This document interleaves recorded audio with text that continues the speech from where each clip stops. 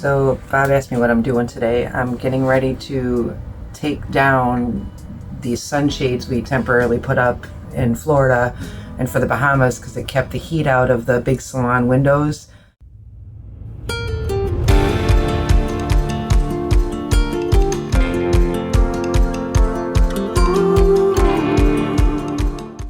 We have a black netting canvas thing that is a sunshade, but it just wasn't enough. So when it got really hot, the salon the air conditioning couldn't keep up, and so we originally secured them on the inside, and it was all kind of hoopty and rigged. And Bob had the idea to take off the sunshade, lay them in there, foil side out, and then just snap it back down, and they stayed. And surprisingly, they stayed even when we were en route, even when we were going fast. They haven't moved. So it was a good solution, a cheap one too. But now we're in Virginia, it's a little cooler. And we're going back to Michigan, so we won't need them. So we're going to take them down today just in case, because I think there's metal grommets in there, and we'll just see, make sure there's no damage to the window. I'm sure it's fine, but that's what I'm doing.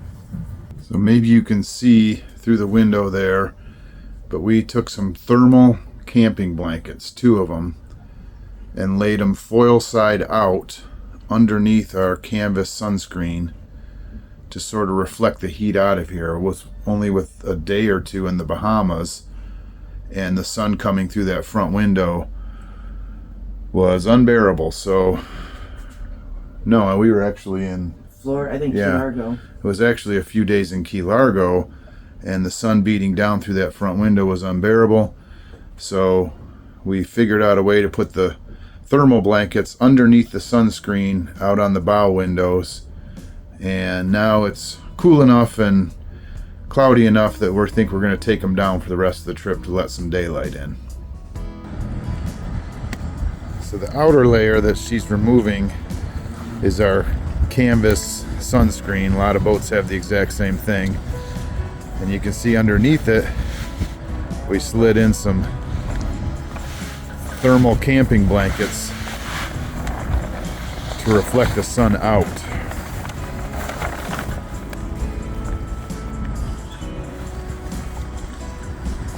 A little bit of salt, but not bad. That'll wash right out. Actually, it's not really salty. It's pretty smooth.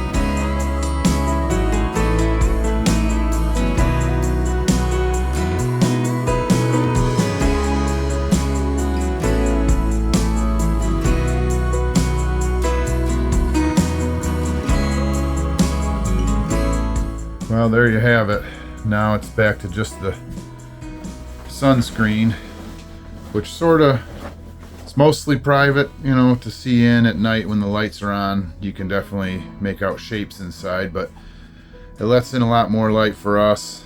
And now that the temps are more in the 70s and not such a beating sun, we think this will be a little better for the rest of the trip. And we can always put them back in during the summer if it gets too hot.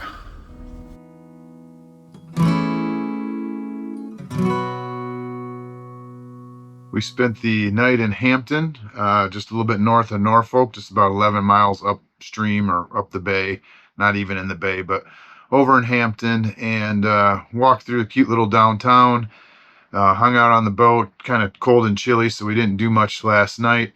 And this morning we're getting some boat stuff done, laundry, and we got the shades, the sun blockers we were using in our front window, got those put away.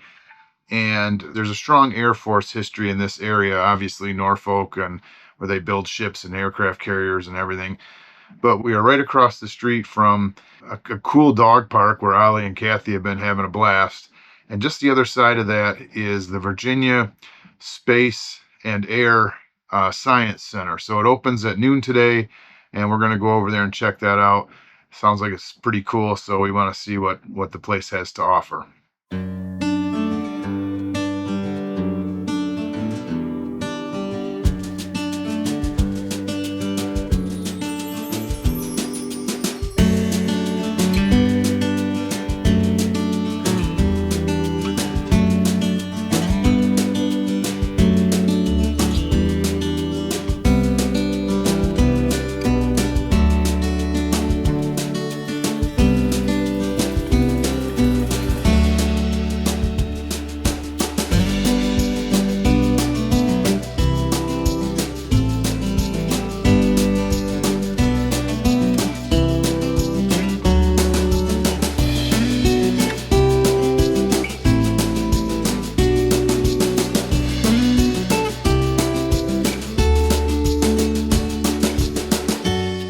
you can see how close we are. We're docked on the city docks in downtown Hampton.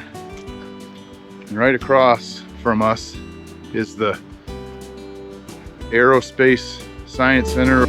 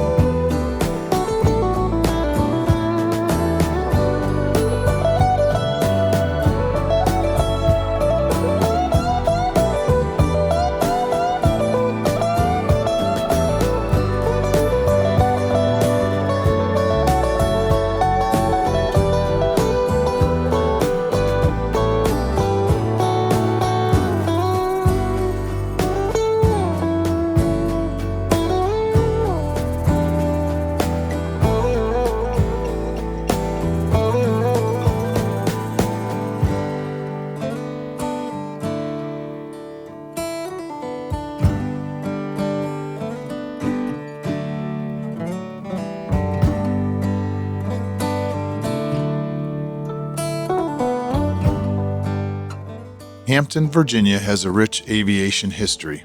Hampton is home to Langley Air Force Base, which has been the leading research and test facility for American aviation and aeronautics since its official designation as Langley Field in 1917. The base is named after Samuel Pierpont Langley, who was an aerodynamic pioneer. Langley was designing and testing steam and gasoline-powered aircraft as early as 1896. Langley Field was the first air service base built especially for air power. It is the oldest continually active Air Force base in the world, and it is the oldest airfield in Virginia. Hampton's close proximity to Norfolk, Virginia, which has a long history in naval development and is now home to the world's largest naval base, led to combined efforts by the early Navy and the early Air Force to launch and land planes on ships. In 1911, Eugene Elley piloted the first airplane to take off from a warship in a Curtiss pusher airplane from the cruiser USS Birmingham. Langley Air Force Base has served for over a century as America's leading aviation research and development proving grounds for air and space travel. NASA's Langley Research Center is comprised of nearly 200 facilities on 764 acres in Hampton, Virginia, and employs about 3,400 civil servants and contractors. Langley works to make revolutionary improvements to aviation, expand the understanding of Earth's atmosphere, and develop technology for space exploration.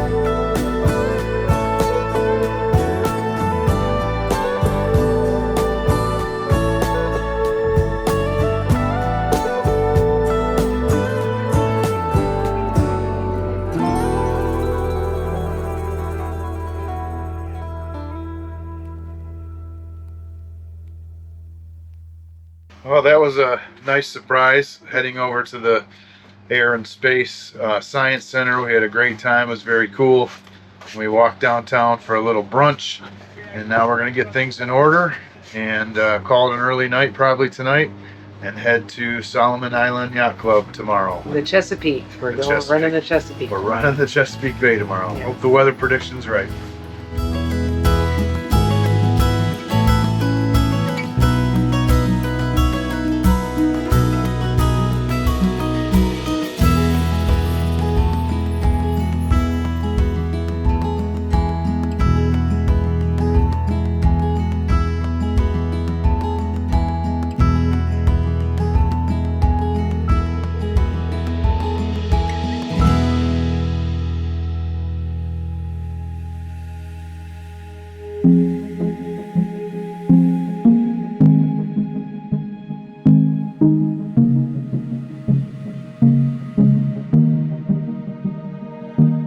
I have always been a bit of a space and aviation enthusiast, and today's experience at the Science Center was incredible. It is eye-opening to think about just how far mankind has come in such a short period of time with air travel and space exploration. I also can't help to think about just how far we have come in such a short time on our journey. We left our home in Michigan just 6 months ago. For us, it seems like the blink of an eye, even with more than 100 days on the hard in Alabama. Each day feels like a novel or an epic film. Our days are full of sensory alertness. Around every bend are new sights, sounds, smells, and experiences. some exhilarating and some basic and mundane to the outside observer. But for us, even the simplest new experience feels eye-opening and fresh. We are always asking ourselves, is this real? How did we get here?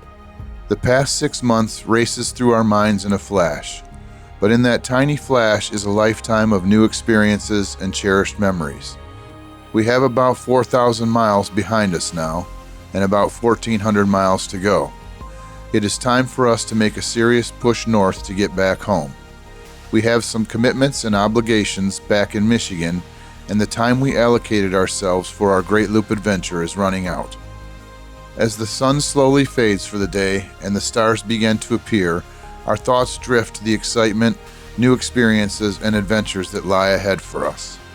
Tomorrow, we cruise the Chesapeake Bay and begin our run home.